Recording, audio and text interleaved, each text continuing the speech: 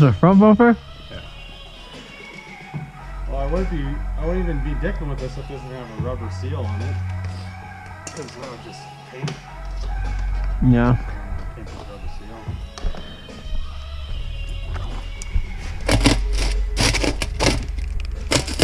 I fucking hate this piece of wood.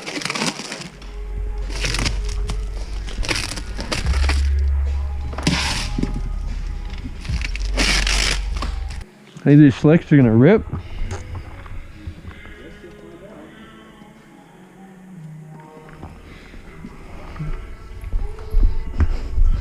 Oh, they're not even that big. Oh yeah, those are gonna fit nice. Those are really gonna fit nice. They're gonna fit really nice. So today is I mean, it's a good day like most days around here at the shop, but it's a very good day for the Civic because this thing is getting some new shoes. So right here in front of me are some Konig flow formed wheels, and then right here are some M&H Race Masters. These are the size that people were saying. A lot of people run 13-inch wheels on the drag Civics and stuff. I just kind of wanted to do this because I might put a little bit bigger brake on here, or some bigger brakes on the front, so it actually could stop a little bit better. But if you notice, there's 6 boxes right here, which is really cool. So I have 2 15x9s for the slicks, and then 4 15x7.5s for the rest of the car. So ever since I can remember, I've always wanted to swap out these wheels. These are some LS mesh, and they're not the coolest looking things in the world. They're not bad, but I don't know. I just... Shoot, H-Motor sells those by $400. For the LS mesh? So, yeah. I don't know. Ty, do you want to talk in this video? No. Make everybody happy? No, you yell at me. They yell at you? Yeah. Where's your hat? Where's your hat? Where's your Junkyard Dave hat? Where's my Junkyard Dave hat? I just noticed this picture I took. It looks like it's like rear-engined. It kind of looks like an MR2, yeah. That's Dave took a picture of the Super today. The Super is getting work done, but we're not going to talk about that right now because we're working on the Civic today. Ask the subscribers if anyone has a K24A2. Okay. Cash in hand. So we were doing a little bit of debating about Ty's CRX, and so basically the plan with that is if you guys have a K-Series all-wheel drive transmission, hit me up because I'm going to sell Ty the RSX 6-speed transmission out of here, or the Type S tranny out of here. Yeah, Ty? He's going to buy Isn't it technically only a 5-speed since they're grinds? Oh, God, I got to rebuild it? We don't know yet. We haven't driven it. So, the K20A2 is mine, but the tranny is going to go to Ty, and I'm going to get an all-wheel drive one, and then we're going to put it in the Civic. What do you think about that? That's fine. I just want a K-Series. But you need a K24A2. I mean, I could do like an A3, but I just don't want to use those rods if I don't have to. I'd like to just take a stock engine and just put it in there. Yeah, I mean, that would be tight. So we're doing Honda things. By the way, we're doing Super things too, MotionAutoTv.com. But I guess I should show you these wheels. Take a look at these bad boys. I'm pretty stoked on this to have like a full set of matching like drag wheels and street wheels. So this is the 15x9. These are what? These are the Dekagram. Normally I run the Ampliforms. If you guys aren't familiar, my Saab over here has the Ampliforms. My Supra has the Ampliforms. The BMW giveaway car we did a couple months ago, that one had the Renforms on it. But yeah, so the Saab daily driver's got the Konig. Konig has been a huge supporter of the channel, and I really appreciate them working with me on the builds and stuff like that. And it's just nice to make them look pretty. So we're going to go ahead and get these things swapped on there. I have another set of tires just to keep these LS mesh ones together. Ty thinks I should get rid of these R888s on the front and just run like a street tire on it. And maybe we'll do that real quick just to see if they spin a lot. And then if not, we'll swap them back over. And then I'll probably just try selling these LS mesh or something like that because I'm not super into them. But let's get started.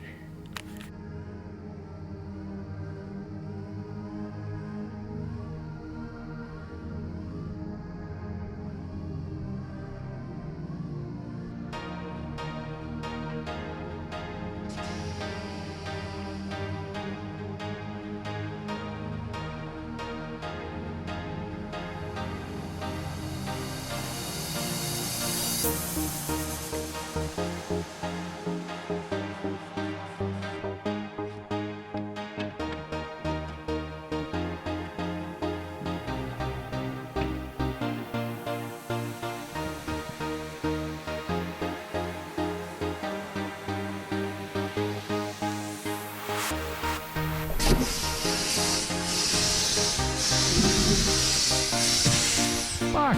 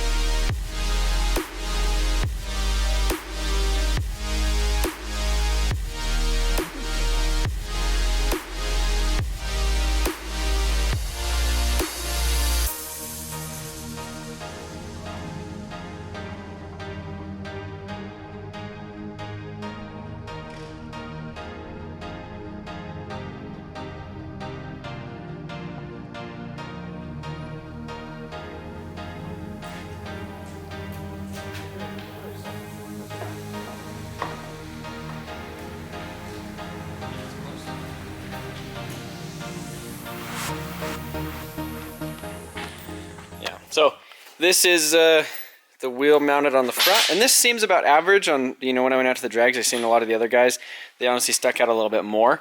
And since this wheel, I think it's 17 or 15 by 9 plus 35, so the offset isn't crazy aggressive.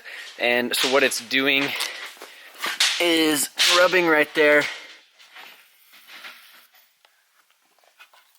There we go. So it's just rubbing that. If you look in here, I mean, we probably only have like 5 mil that it needs.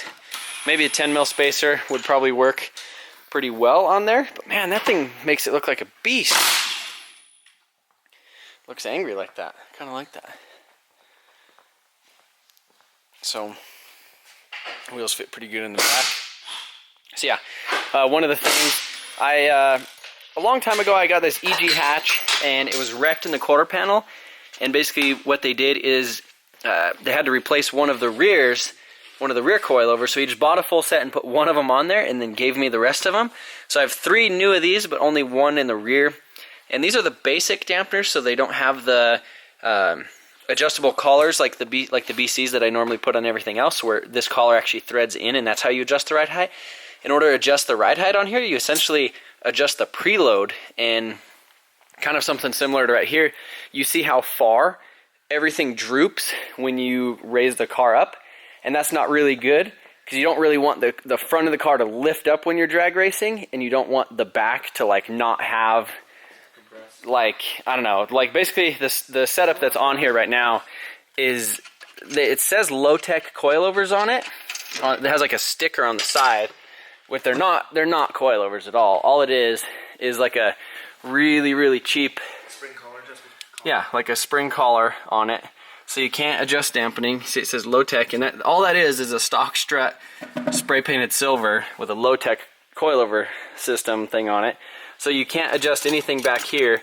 And I think one of the reasons why I was having issues with the drag strip, it's just not the ideal drag setup. The people that run like a drag coilover setup is like a 12K front spring and then like an 18K rear spring, so really stiff in the rear, because you don't want that back to kind of squat. You want it to kind of stay up there and just kind of like almost just like, and so the front about 12K should be all right. So I'm probably, depending on how crazy I get into the whole drag racing thing with this, I'll probably order a set of custom BCs with some higher spring rates in the rear, and you know, they'll actually be 16-way adjustable, so I'll be able to adjust the dampening, kind of soften them up for the street, and then kind of tighten them up for the track. And yeah, I think that'll be a lot of fun. I'm gonna leave the rear ones on for now, just because I don't want to put one good one in the back. But I am gonna adjust the front ones, because the front ones are really soft. Like, we were going over some bumps today, and I felt like it was almost gonna hit the oil pan, how soft the front of this thing is. And definitely need to order some spacers. I'm not sure when the next racing event is, but I really wanted to set this thing down on them and actually see how aggressive it looks. But we're gonna go ahead and swap the coilovers out, put the wheels on it, and then take it for a drive and see if these have any grip. Because I feel like since these ones are so old, they're just kind of like plastic. I feel like they just don't grip a whole lot, but I'm not sure.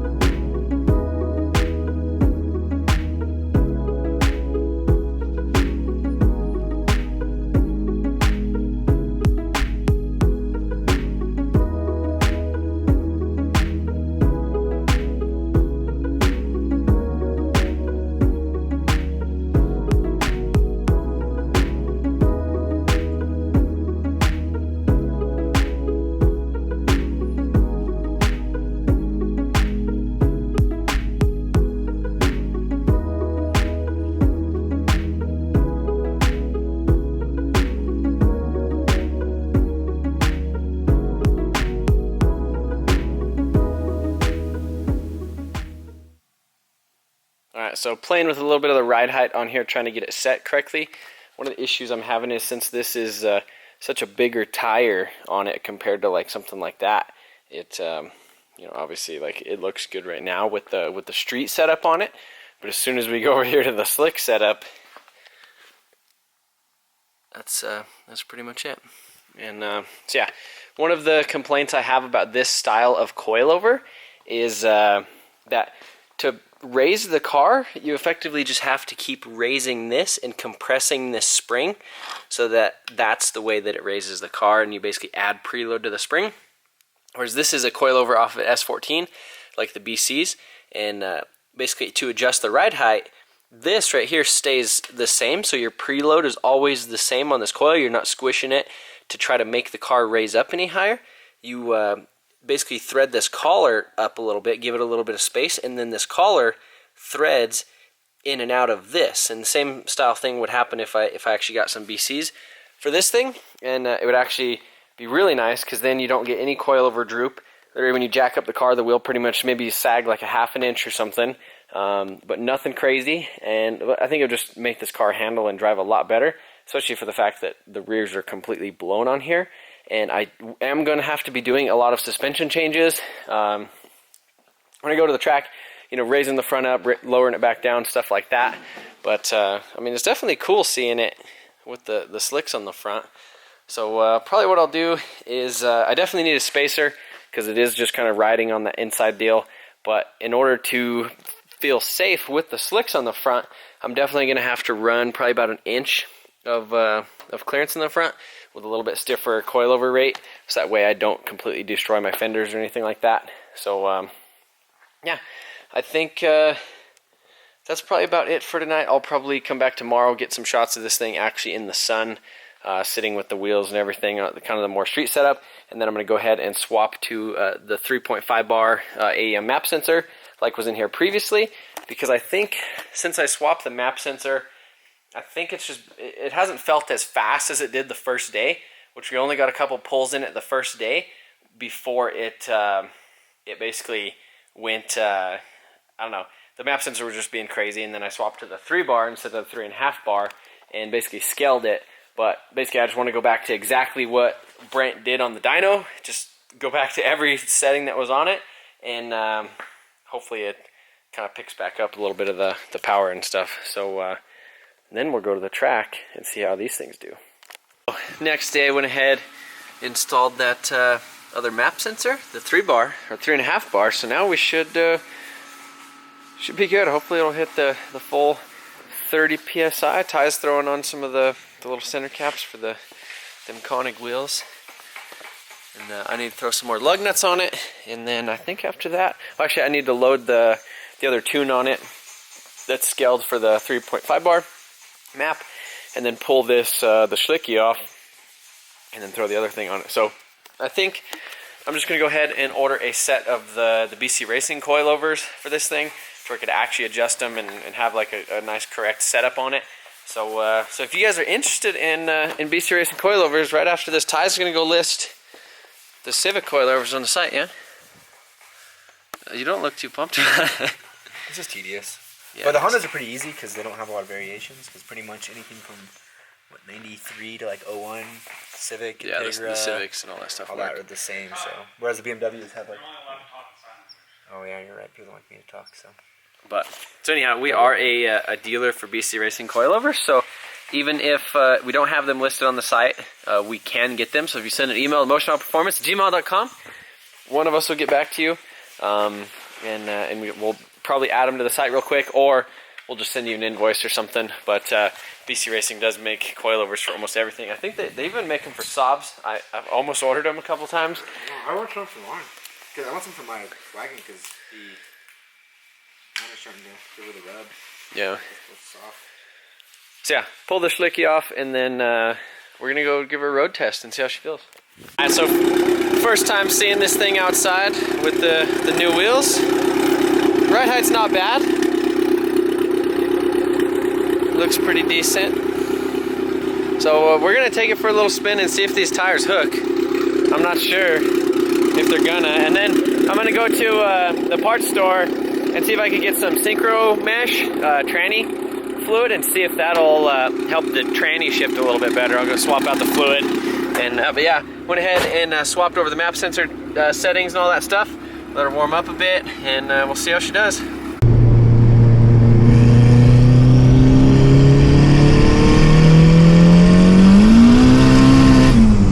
I mean, it already spun way more, but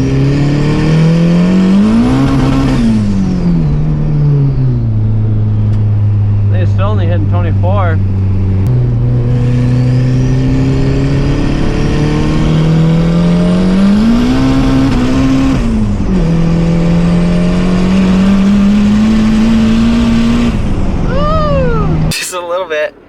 Look at that, 45 psi minus atmospheric, which in Colorado I think is about 12 or 13. Is about where we're sitting. Actually, we could see what it is.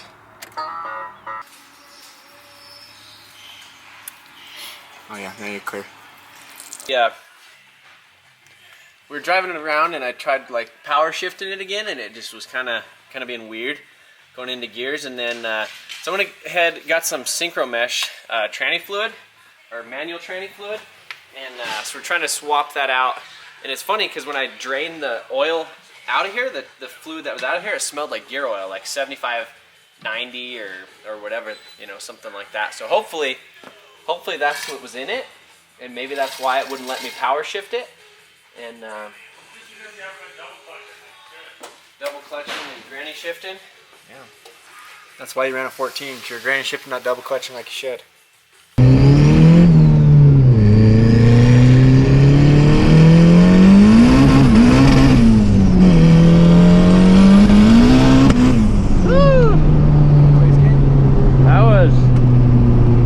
Like a little bit more. Alright guys, so just got back from another little drive in it and lowered these tires down to about 15 psi in the front, and they spin a little bit, but they actually do hook pretty decent. I think it's still on about 24 pounds of boost now. We lowered it back down, and just so it's not as crazy. And I mean, honestly, this thing is just a rocket ship on the street. I just can't shift it like that.